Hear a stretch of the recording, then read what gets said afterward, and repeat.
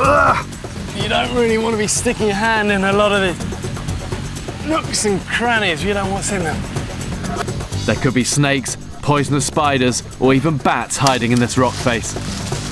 Sandy's trying to find a way up the next bit. So look, this is running straight into the rock face. Try and get across. But the rain is getting heavier by the minute. Problem is all of this limestone. It's so slippy. I'm 100 foot up. I've been climbing for 10 minutes and I'm exhausted. Last bit. Oh man, my forearms are burning on that. And you just feel everything. It's so precarious. Whether you pick a living one or a dead vine is really a bit of a lottery.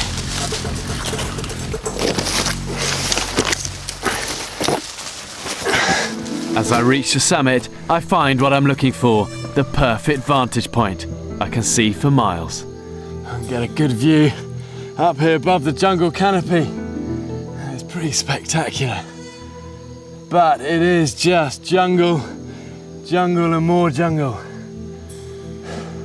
But what I know and believe is that the prevailing wind comes from the east, and east is the direction of the coast. I can feel that wind here. So that's the way I want to keep going. Okay. After the brief rest, it's back down into the dark and damp jungle floor.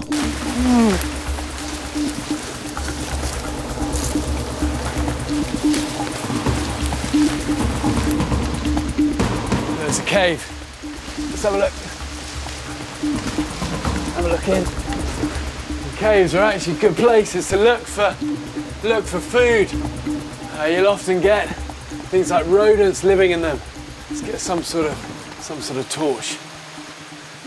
And when it's raining, it makes torch building and torch lighting all much harder.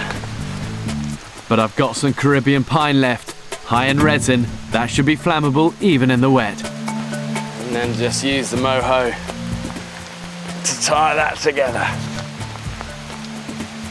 And that's going to give me a really rough and ready torch. It's going to burn for a while. This Caribbean pine is so resinous. It's going to keep a flame going. And these pine shavings only need a spark to get them alight. And there you go. We've got fire. These dark chasms are home to all sorts of creatures. And it's not long before I come face to face with the creepiest of crawlies. Bingo. And look at the size of that.